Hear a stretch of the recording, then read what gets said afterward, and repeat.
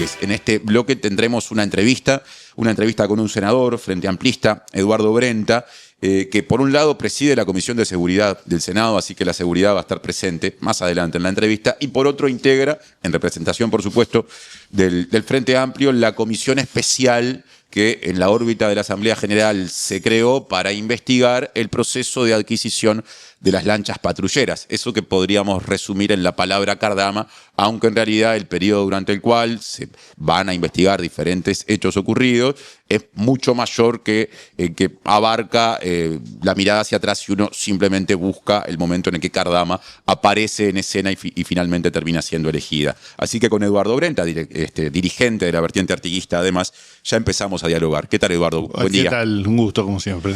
Bueno, quiero empezar por lo que pasó justamente en la sesión de ayer, esta comisión especial que recién mencioné. Hubo allí distintas personas que fueron citadas y que concurrieron, que tuvieron diferentes responsabilidades en periodos de gobierno o en periodos, digamos, bastante lejanos en el tiempo. Por ejemplo, estuvo el actual presidente de OCE, Pablo Ferreri, pero porque fue subsecretario de Economía y Finanzas en el periodo 2015-2020, ¿no? Anterior gobierno del Frente Amplio. Exacto. El presidente era Tabaré Vázquez. Y también estuvieron los excomandantes en jefe de la Armada, Alberto Caramés, que estuvo en ese cargo entre 2010 y 2012, gobierno de José Mujica, y Carlos Avilleira, que estuvo en el gobierno de Vázquez último entre 2018 y 2020. Para arrancar, ¿qué dejó esta sesión de la comisión de ayer en función de lo que estas personas aportaron?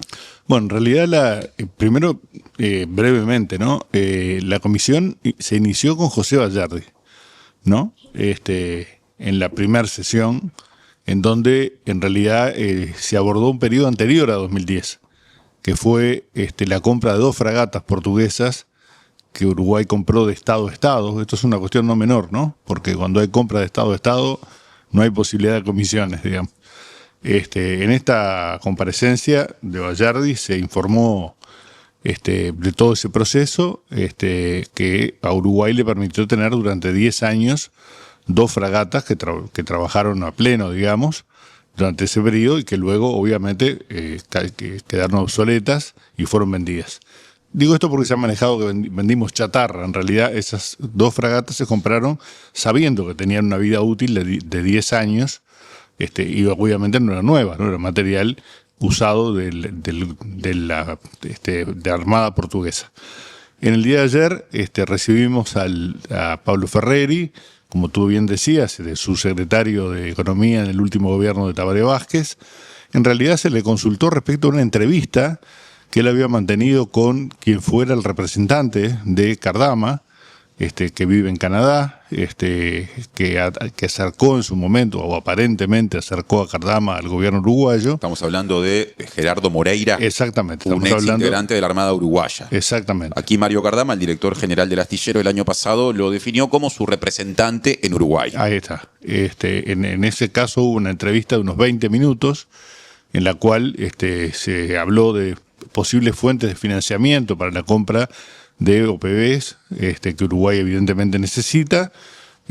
Claramente se le dijo que en ese momento no había recursos desde el punto de vista presupuestal como para asumir ese compromiso, por lo cual la presencia de Pablo Ferreri fue una presencia contundente en el sentido de que era imposible plantearse ninguna clase de negocio, más allá de que Uruguay había tenido contactos permanentes, como tienen todos los gobiernos.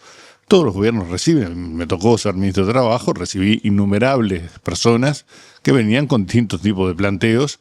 Bueno, en este caso, lo de Pablo Ferreri creo que quedó absolutamente claro y descartado cualquier clase de posibilidad de vínculo entre la propuesta que acercaba a esta persona y la actuación del Ministerio de Economía. Esa reunión que se dio entonces cuando Ferreri era subsecretario de Economía y Finanzas con Moreira, ex militar uruguayo que representa a Cardama, ¿fue a pedido de Moreira en aquel momento? Sí, fue a pedido de Moreira, se entregó allí una nota que no estaba firmada siquiera, donde se daba cuenta, digamos, de esa entrevista, y claramente Ferreri explicó cuál era el paso siguiente. Luego hubo una presentación que hizo Avilleira, que fue, como tú bien mencionabas, comandante en jefe de la Armada durante el periodo último gobierno de Tabaré Vázquez. 2018-2020. Ahí va.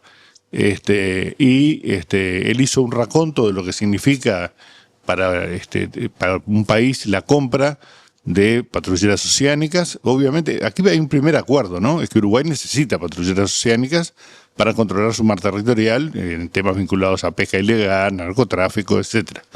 Y en realidad lo que él hizo fue un raconto desde el punto de vista técnico, inclusive, demostró un amplio conocimiento, ¿no? Naturalmente, en este tema. No se expresó respecto al tema de Cardama, sí explicó los contactos que habían tenido Uruguay con astilleros de primera línea en el mundo, alemanes, franceses, etcétera, que hoy están vendiéndole, por ejemplo, los franceses vendiéndole patrulleras oceánicas a Argentina, ¿no? Hizo una referencia clara a los valores. Esto me parece que es una cosa importante, porque si bien él dijo que estaba un poco desactualizado, porque es un militar que está retirado, obviamente, hizo alguna referencia a los valores que una patrullera oceánica tiene, que en líneas generales oscila entre los 90 y 100 millones de dólares, ¿no?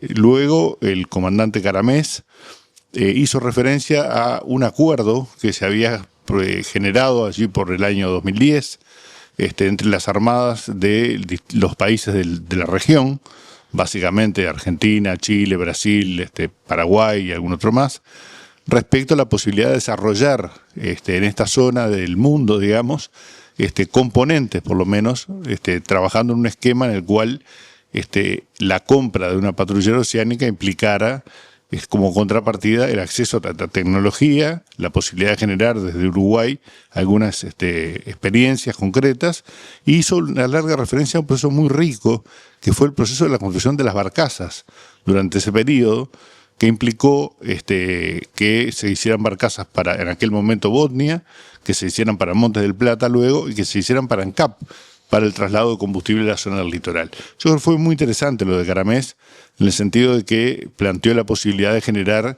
una suerte de sinergia, digamos, entre lo que es la compra de un equipamiento de este nivel tecnológico y la posibilidad de que Uruguay se desarrollara en ese sentido, avanzando en aspectos que pudieran generar una especie de inicio de una industria naval en el Uruguay. Ahí está el resumen, digamos, de lo central de las tres comparecencias. La de Ferreri, un ex integrante del Poder Ejecutivo en aquel momento, hoy es presidente de un servicio descentralizado de OCE, y de dos ex integrantes, comandantes en jefe de la Armada. Por supuesto que hay, en torno a lo que se explicó allí en comisión, distintas preguntas que surgen y también distintas interpretaciones, porque desde la oposición hay un tono distinto, no digo de señalamiento grave, pero sí de crítica, cuando se evalúa esto que explicaron las personas que ayer estuvieron. Yo quiero empezar por una de las cosas que surgen de la respuesta de Ferreri. Está claro que Ferreri a Moreira, que representa a Cardama en aquel momento, le expresa que no hay interés del Estado uruguayo por explorar cualquier posibilidad de acuerdo con Cardama en aquel momento. Estamos hablando de antes de que Luis Lacalle Pou estuviera en la presidencia. Ni con Cardama ni con nadie, claro, porque nos había presupuesto. Bueno, pero yo quiero pasar por ese punto justamente. A ver.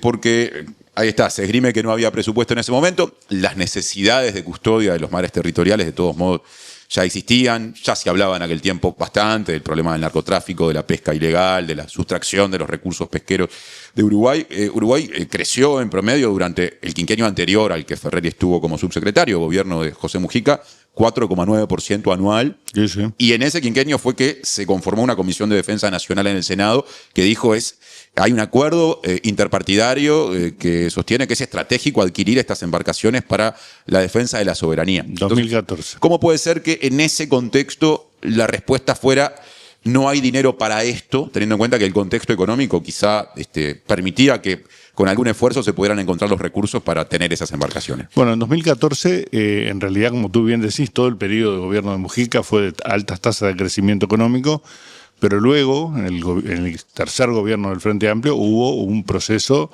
de enlentecimiento de la economía importante, digamos, que estableció, como pasa siempre en el presupuesto, ¿no?, la necesidad de establecer prioridades. No se definió esto como una prioridad. Uruguay había remotorizado el Row Artigas, que es el buque más importante que Uruguay tiene, que patrulla nuestros mares territorial, digamos, y se buscaron alternativas durante todo ese periodo para tratar de conseguir acuerdos con algunos otros países. Esto no fue posible. De cualquier manera, creo que hay como una suerte de distinción, ¿no?, entre lo que es esta etapa que estamos abordando, que como tú bien sabes, es parte de un acuerdo político que terminó en la creación de esta comisión y que implica ver si los gobiernos del Frente Amplio tuvieron la preocupación necesaria respecto a este tema. Yo creo que eso es opinable, digamos, es discutible si efectivamente se dieron pasos. Yo creo que pasos se dieron, quizá no fueron los necesarios, lo que el país necesitaba, pero luego hay otra etapa que está marcada por otro signo, digamos, ¿no?, y que tiene que ver con el proceso que se inicia, que vamos a iniciar a la brevedad, que es el análisis de la compra de las OPB por parte del gobierno de la calle Pou. Ahí el comentario que haces remite a algo que yo no mencioné explícitamente, pero conviene reiterarlo, y es que en el 2010, o a partir de 2010, es que empieza el periodo de estudio de la comisión especial. Creo que lo dije al comienzo, pero conviene repetirlo para que se entienda esto de claro, que gente que hace tanto tiempo ocupó determinados cargos ahora sea llamada, ¿no? Sí, sí. Claro, hay gente que dice además que no recuerda cosas, ¿no?, naturalmente, porque son muchos años, pero es bueno saber que siempre hubo procesos de búsqueda de mecanismos, ¿no? En algunos momentos se logró ese acuerdo con Portugal, por ejemplo, fue muy importante. Se lograron la construcción de las barcazas, yo creo que es un paso interesante, lo destacaba el contraalmirante Caramés ayer, creo que prácticamente fue el centro de su intervención, todo lo que tuvo que ver con el desarrollo de un expertise de parte de Uruguay, de la Armada uruguaya y de la industria vinculada, la industria naval uruguaya, ¿no? Eso me parece que son cosas importantes, pero la etapa importante, en mi opinión, de esta comisión, como se titula la comisión, va a ser el proceso de compra de las OPB a Cardama, sobre todo cuando ayer se inició un proceso a nivel de la justicia, ¿no? Y fue convocado en primera instancia quien fuera director general de Secretaría del Ministerio de Defensa Nacional, actual funcionario que trabaja en el despacho del Javier García. Hablamos de Fabián Martínez. Hablamos de Fabián Martínez, exactamente. Fue convocado por la Fiscalía en el marco de la denuncia presentada por el Poder Ejecutivo. Exactamente, fue convocado por el fiscal Machado, que es quien tiene la causa que ameritó las denuncias de las garantías falsas, digamos, fraudulentas, que el gobierno uruguayo en su momento aceptó, la primera y la segunda. Ya pasaremos a ese punto. Yo quiero cerrar la evaluación de lo que se conversó ayer, contrastando con tu opinión la de otro integrante de la oposición, o un integrante de la oposición presente en esta comisión especial, que es el diputado nacionalista Pablo Abdala, que, por ejemplo, con respecto a todo ese raconto que hace Caramés, dijo que cuando se aprobó un memorándum de entendimiento entre distintos países para avanzar en la construcción de las patrulleras oceánicas, que fue ratificado por Tabaré Vázquez, que firmó una resolución en carácter de presidente en el primer gobierno del Frente Amplio, año 2009, lo que termina pasando después es que a partir de ese insumo Uruguay no actuó debidamente, es decir, no aprovechó eso que se acordó como sí lo hicieron otros países. Hablo de Chile y Colombia, que según lo que dijo Abdala, terminaron adquiriendo o construyendo las embarcaciones que Uruguay finalmente no obtuvo. Y otro señalamiento que hizo fue que durante posteriores gobiernos, el último de Vázquez, 2016, hubo una serie de gestiones con intermediarios de astilleros, esto lo resume La Diaria, que no desembocó en nada útil ni conveniente para el país, y a la que, por ejemplo, concurrió Jorge Jaunsolo, que era el director de material naval de la Armada en aquel momento. Y dice Abdala, le llama la atención que ahora, al ser citado a esta comisión, haya elegido no ir y ofreció simplemente una declaración por escrito. Sí, se ofreció a responder por escrito. No, digo que en realidad la afirmación de Caramés es una opinión personal de quien fuera contraalmirante de la Armada uruguaya. Es una opinión, yo creo que Chile en realidad desarrolló una estrategia diferente, que fue generar otro tipo de acuerdos, más allá de lo que era ese acuerdo al que hacía referencia Caramés, con otros países, con expertise más desarrollado en esta materia, cosa que, por ejemplo, Argentina no hizo. Argentina está comprando ahora OPB en Francia, por ejemplo, por lo cual, en realidad, esa experiencia que Caramés definió y que a la luz parece muy positiva, era muy difícil de llevar adelante cuando el nivel de desarrollo tecnológico en esta materia de los países que suscribieron ese acuerdo les permitía lo sumo. Hay una nota en algún medio de comunicación donde él envió una carta, yo la tengo, donde él plantea la posibilidad de generar ese mecanismo de intercambio de tecnología a la hora de comprar. Pero para adquirir la tecnología primero hay que comprar. Por lo cual el proceso de compra de las OPB en el gobierno, en el último gobierno del Frente Amplio, tal cual lo decía ayer Pablo Ferreri, no estaba en los planes del gobierno en función de la coyuntura económica. Quiere decir que cuando se inició en el 2020 el proceso de compra de las OPB a Cardama, que ya lo veremos, ese proceso no incluyó lo que Caramés planteaba como alternativa, porque no hay ningún intercambio ni aporte tecnológico que Cardama haya hecho al Uruguay. Más bien no aportó nada a Cardama, ¿no? Esa es la verdad. ¿Cómo va a seguir el trabajo de la comisión? ¿Cuáles son las próximas citaciones previstas? ¿Y dónde van a estar los énfasis del Frente Amplio? Ahora sí, pasando a los hechos más recientes. Bueno, yo creo que la comisión va a culminar a la brevedad, quizá antes de la Semana de Turismo, con las convocatorias previas al 2020. Se va a cerrar ese capítulo. Seguramente haya críticas referentes a que Uruguay no pudo resolver los temas del cuidado de su espacio marítimo, digamos. Esto tiene una explicación racional, ¿no? Que tiene que ver con los recursos presupuestales y la prioridad que los distintos gobiernos establecieron respecto a esto. Sí se hicieron otras cosas, ¿no? O sea, se compraron otro tipo de equipamientos, helicópteros y demás, que fueron detallados en su momento por Bayardi, cuando concurrió a la comisión. Quiere decir que Uruguay no estuvo ajeno a esto, pero no llegó a la compra de las patrulleras oceánicas. En nuestra opinión, el periodo que pretendemos analizar con mayor profundidad es el que se inicia acercando a Cardama, que es un astillero que nadie había tenido en cuenta nunca, simplemente porque era un astillero que no se dedicaba a la construcción de OPB, ¿no?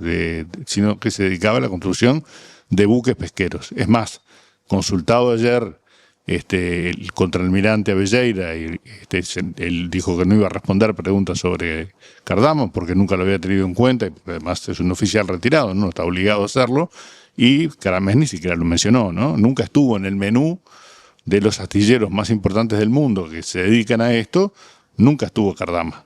Quiere decir que Cardama apareció de la mano, no sabemos de quién todavía, probablemente, sabemos que su representante es Moreira, pero no sabemos si realmente acercó a Cardama a Uruguay y quien luego viabilizó, digamos, todo un proceso que en nuestra opinión está bastante plagado de irregularidades, ¿no? ¿Y a quiénes hay que, en eso de tratar de determinar cuál fue el nexo entre el ofrecimiento de Moreira y el gobierno uruguayo? ¿En quiénes ustedes entienden que hay que concentrar las preguntas, citándoles a que den sus explicaciones? Bueno, nosotros creemos que hay que llevar adelante un orden cronológico, ¿no? El orden es la licitación desierta, digamos, donde se presentan 5 astilleros de primera línea en el mundo.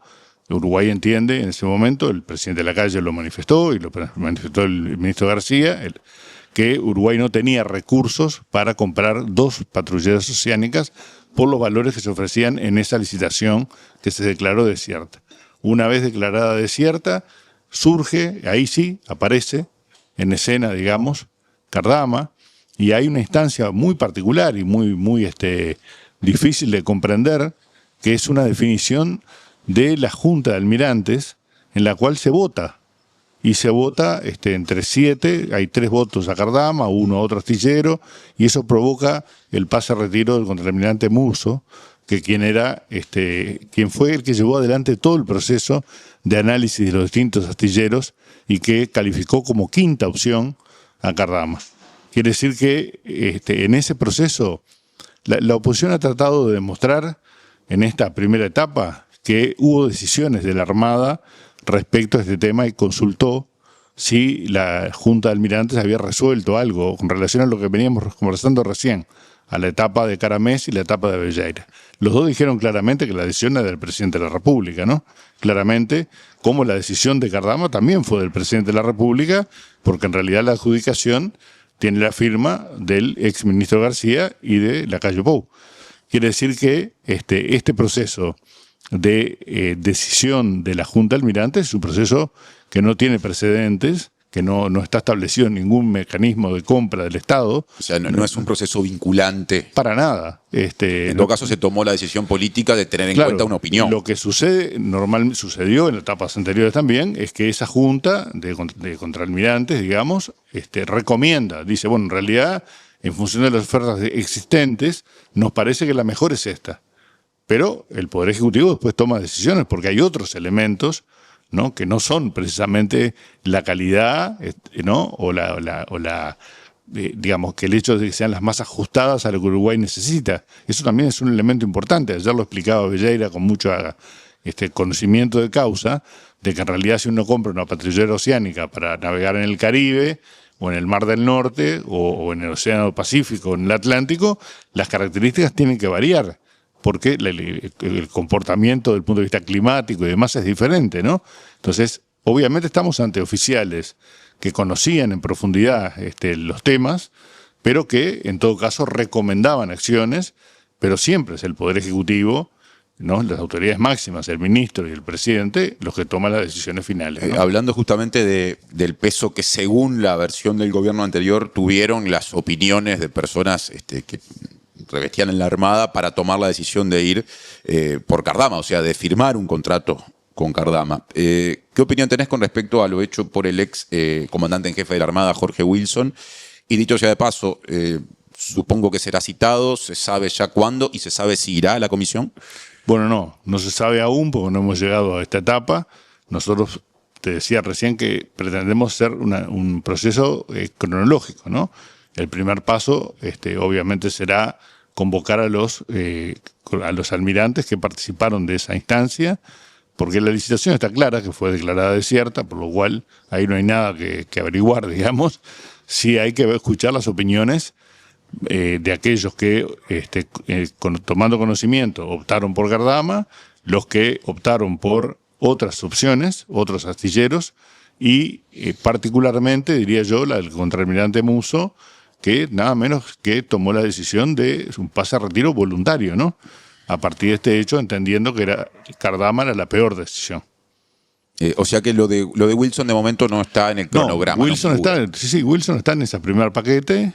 No está la fecha definida, quiero decir. No, la fecha no está definida, pero hay una primera etapa que es Wilson en ese paquete de los contraalmirantes.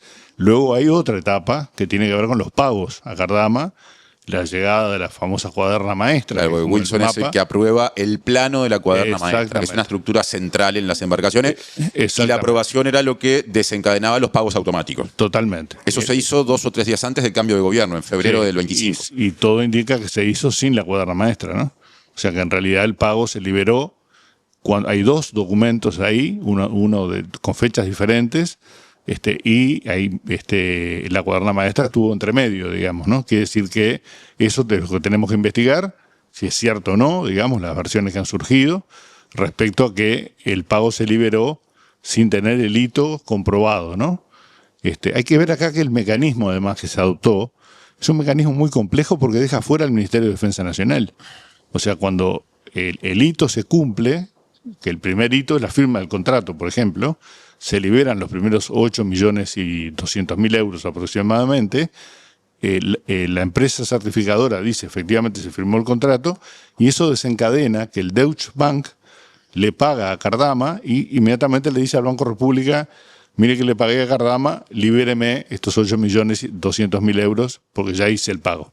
Quiere decir que en ningún momento el Ministerio de Defensa Nacional puede decir, bueno, no, mire, yo quiero ver si efectivamente en esta etapa se colocó la quilla, si en esta etapa se tomó tal o cual paso, ¿no?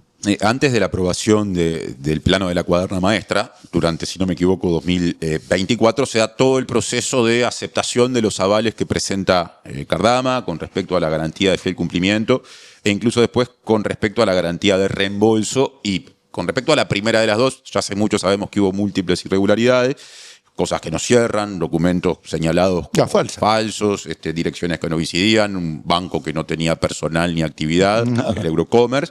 Y con respecto a la de reembolso, más aquí en el tiempo se supo que no se aportó una póliza, sino un documento de términos y condiciones, entre otras falencias que en su momento señaló el estudio del Piazzo, que asesoraba al gobierno anterior en la materia. En ese gran capítulo, ¿no? Simplifiquemos diciendo el de las garantías.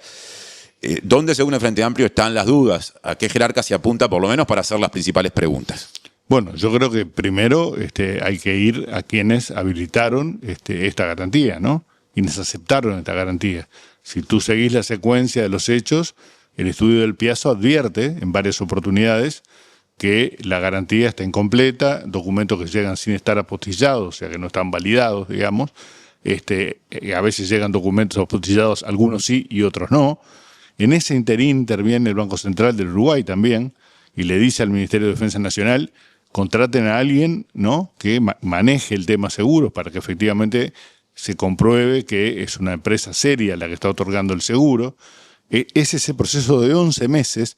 Recordemos que aquí cuando se compró las patrulleras se argumentaron dos elementos: el precio y la celeridad en la entrega. En el caso del precio, bueno, no tenemos patrulleras, digamos.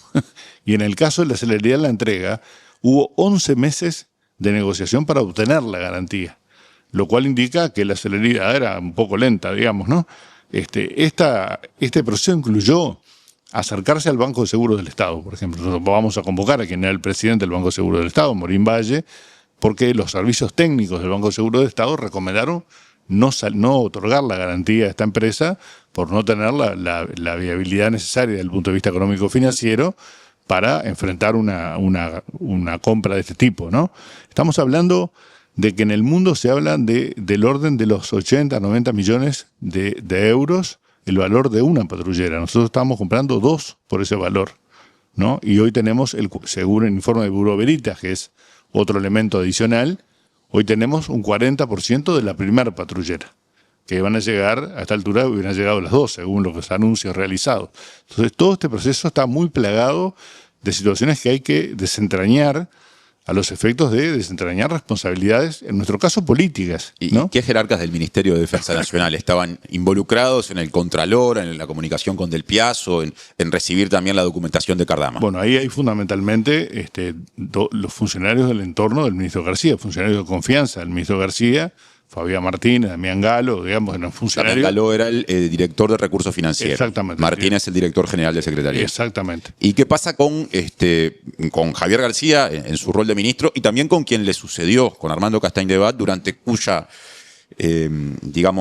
gestión se producen varias de esas prórrogas que se le dan a Cardama para que termine de presentar la garantía de fiel cumplimiento? Ellos tendrán que explicar esto, tendrán que explicar por qué nadie investigó a esta empresa Eurocommerce, ¿verdad? Para ver por lo menos dónde estaba, ¿no? Y no encontrarse como sucedió cuando nuestro embajador se constituyó a los efectos de hacer efectiva la garantía y encontrarse con una inmobiliaria en el lugar donde estaba supuestamente esta empresa financiera. Todo este proceso no se realizó. Allí yo creo que hay que analizar, obviamente, la responsabilidad de los ministros, de los subsecretarios. Esto quiero aclararlo porque nosotros cometimos una omisión en la primera lista que presentamos. Presentamos una lista de 50 nombres a ser convocados en esta instancia. En un momento omitimos a los subsecretarios. Ayer incorporamos al subsecretario de Javier García, que fue Rivera Elgue, y a Montaner, que fue el subsecretario de Castaing del Bat. Esta fue una omisión de ese gran listado que hubo que armar rápidamente. Bueno, cuando terminemos esta primera etapa, donde creo que la oposición lo que pretende demostrar es que el Frente Amplio no fue capaz de conseguir las patrulleras oceánicas, y esto es lo que me parece que el camino, ¿no? Lo que surge de las declaraciones. Bueno, iremos a lo que nosotros entendemos que son hechos que ayer fueron comenzados a ser analizados por la justicia. Pasando al otro tema que teníamos previsto abordar en esta entrevista, el de la situación de la seguridad. Sos presidente de la Comisión de Seguridad del Senado.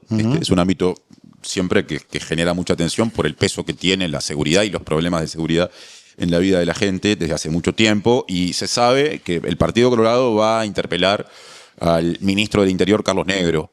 Aparentemente eso será en el Senado, pese a que hay determinadas discusiones todavía en la interna colorada, y que la interpelación la hará alguien que tiene mucha experiencia en estas discusiones, como el senador Pedro Bordaberry. ¿Qué opinión tenés como senador oficialista de esta decisión opositora de ir por el llamado a sala? Bueno, yo creo que hay una primera cuestión que es reivindicar el derecho, ¿no? La oposición tiene el derecho de interpelar. ¿Cómo usa la herramienta después en función de lo que es la opinión pública, ¿no? Bueno, es otro problema, digamos, ¿no? Quiere decir, o sea, uno puede hacer un uso adecuado de las herramientas o un uso inadecuado de las mismas. El derecho está fuera de debate.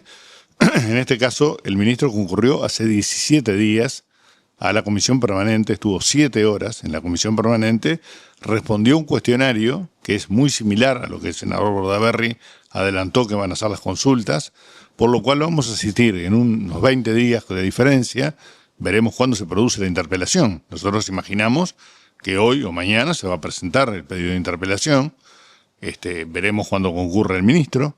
Nosotros estamos a la espera de la presentación, a la brevedad, sobre fin de mes probablemente, del Plan Nacional de Seguridad Pública, que es un proceso muy interesante que quizá no se haya hecho conocer suficientemente, ¿no? En ese proceso participaron organizaciones de todo tipo, empresariales, sindicales, todo lo vinculado a la justicia y la policía, los partidos políticos. El Frente Amplio participó, pero participó el Partido Independiente, Cabildo Abierto, el Partido Nacional. El Partido Colorado fue quien menos participó, en realidad. ¿Por qué? ¿Cómo es eso? Bueno, porque el senador Subía fue el primero que se hizo presente en la comisión, planteó la necesidad de ir a hacer una suerte de autocrítica respecto a lo que se había hecho en los periodos anteriores, y en realidad hubo acuerdo del resto de que el camino no era ir por una autocrítica, sino ir por pensar cuáles son las alternativas en materia de seguridad para generar un impacto positivo en la población.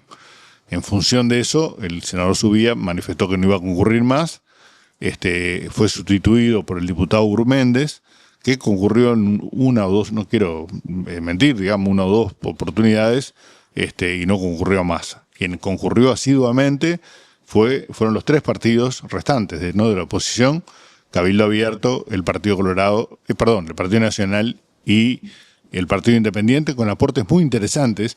Siempre sería muy bueno tener una cámara en esas situaciones, ¿no? Porque lo que se da en la discusión pública es muy diferente a el intercambio que se da en esos ámbitos donde hay muchísimas coincidencias respecto a acciones que hay que tomar. Todo esto es el insumo con el cual se está construyendo el plan, que se va a presentar a la brevedad, más allá de que muchas acciones que fueron discutidas en ese ámbito ya se están poniendo en práctica. La oposición parece plantear, con mayor o con menor énfasis según con quién se hable, que el gobierno demoró mucho, se tomó mucho tiempo para elaborar el plan y por ende que será mucha la demora acumulada al momento en el que el plan finalmente se haga público. Es decir, se pudo haber hecho antes, es lo que palabra más, palabra menos está diciendo. ¿Considerás que efectivamente los tiempos, ya pasó más de un año de la asunción de Yamandu Orsi, se extendieron más de la cuenta? Bueno, a ver, primero, la oposición da a entender como que en realidad entre el 1 de marzo, ¿no?, cuando asumió Yamandu Orsi, hasta el día que se presente el Plan Nacional de Seguridad Pública, no se ha hecho nada. Y cualquier uruguayo que tenga alguna idea puede entender que se hizo algo que insuficiente, escaso, bueno, malo, pero que se han hecho una cantidad de acciones, no hay duda, ¿no? Tenemos dos de los narcotraficantes más importantes presos, ¿no?, uno traído de la Argentina. Tenemos incautaciones muy importantes, una presencia policial importante, se han incorporado 1.700 funcionarios, operadores penitenciarios y policías en este presupuesto, llenando vacantes con distintos mecanismos. Bueno, ese es uno de los puntos que la oposición cuestiona. Nos faltan 300 para los 2000, digamos. No, y aparte dicen otra cosa, y es, no se puede presentar como nuevos y nuevas funcionarias a 1.700 personas, dentro de las cuales hay una parte importante que son personas que se incorporan para cubrir vacantes que normalmente de modo automático se tienen que llenar. Sí, pero vacantes que ellos no cubrieron, ¿eh? O sea, vacantes que el gobierno anterior no cubrió. Quiere decir que ahorró, digamos, no llenando esas vacantes. Por lo cual, llenarlas es una decisión que implica un gasto. Pero no importa, no creo que no vale la pena entrar en esa discusión. Sí vale la pena entrar en lo que se ha hecho en este año, ¿no?, que es intensificar el patrullaje, todas las acciones que se han hecho en relación al, por ejemplo, el tema de motos, que es un tema muy delicado desde el punto de vista de seguridad, todo lo que se ha hecho en materia de saturación, de operativos de saturación en barrios. A veces se dice, bueno, esto se hizo en el gobierno anterior. No tenemos problema con eso. O sea, el gobierno del Frente Amplio no viene a refundar una política de seguridad, viene a tomar lo mejor de lo que se ha hecho y a tratar de mejorar lo que viene. Esto me parece que es importante. Y lo otro es que el Plan Nacional apunta a que la seguridad sea una política de Estado. Y esto me parece que es una cosa importante, ¿no? Que cada gobierno no venga a iniciar una etapa en la cual diga, bueno, aquí todo lo que se hizo anteriormente era todo mal, ahora vamos a empezar a hacer las cosas bien. Yo creo que el tema de seguridad es un tema delicado. Los números indican que hay una leve reducción, ¿no?, pero que eso me parece que indica que vamos en el camino correcto. Hay un gran profesionalismo El Frente Amplio ha decidido dejar figuras importantes del gobierno anterior en la gestión, como es el caso de Sanjurjo, por ejemplo, que ha hecho, en mi opinión, un muy buen trabajo y no se lo echó por no pertenecer al Frente Amplio, por el contrario, se lo mantuvo en su cargo y se lo respaldó. Creo que en ese sentido generar una política que involucre a todos los partidos en el combate al delito organizado es un elemento fundamental. Mañana estamos votando, por ejemplo, la ley de lavado de activos. Todos sabemos que el narcotráfico es un negocio por plata, por lo tanto combatir el lavado de activos es un aspecto clave en la lucha contra el narcotráfico. Bueno, por ese camino vamos atacando el problema de distintos ángulos. Quiero cerrar la entrevista cambiando de asunto y pidiéndote la opinión con respecto a algo que ayer planteó aquí el secretario de la Presidencia, Alejandro Sánchez, que capaz que a priori no estaba dentro de los grandes temas, era día de Consejo de Ministros, y terminó adquiriendo mucha notoriedad. De hecho, muchos integrantes de la oposición lo levantaron como una buena idea, que yo me pregunto si genera la misma sensación al interior del Frente Amplio. Aquí Sánchez dijo, en un marco de evaluar posibilidades para que el país crezca y se desarrolle en determinadas áreas que pueden ser muy importantes para la generación de riqueza, empleos, etcétera, propuso, a título personal, pensar en la posibilidad de abrir paquetes accionarios en las empresas públicas para que la población pueda invertir allí. Lo dijo tomando en cuenta hechos traumáticos para esta sociedad, como el caso de lo que terminó ocurriendo con Conexión Ganadera. Dice, mucha gente quiere invertir, a veces no encuentra los instrumentos y termina tomando esas opciones. ¿Qué pensás de esto, de abrir el paquete accionario de las empresas públicas a, se me ocurre decirlo así, pequeñas participaciones de gente con determinada capacidad de ahorro? Yo recuerdo que ese planteo lo hizo el presidente Mujica en su momento, tratando de potenciar justamente las empresas públicas. O sea, en el Frente Amplio hay una concepción de que las empresas públicas, dada nuestra dimensión del punto de vista económico, tienen que ser motores del desarrollo económico del país. En ese sentido, fortalecerlas es un aspecto muy importante. Capitalizarlas es un aspecto muy importante porque eso las potencia para generar políticas, como por ejemplo el cambio de la matriz energética, ¿no? Que es un elemento fundamental, donde Uruguay es un ejemplo en el mundo, diría yo. Bueno, me parece que yo recuerdo perfectamente, porque integré el gabinete de Mujica, que esta idea estuvo presente en muchas oportunidades.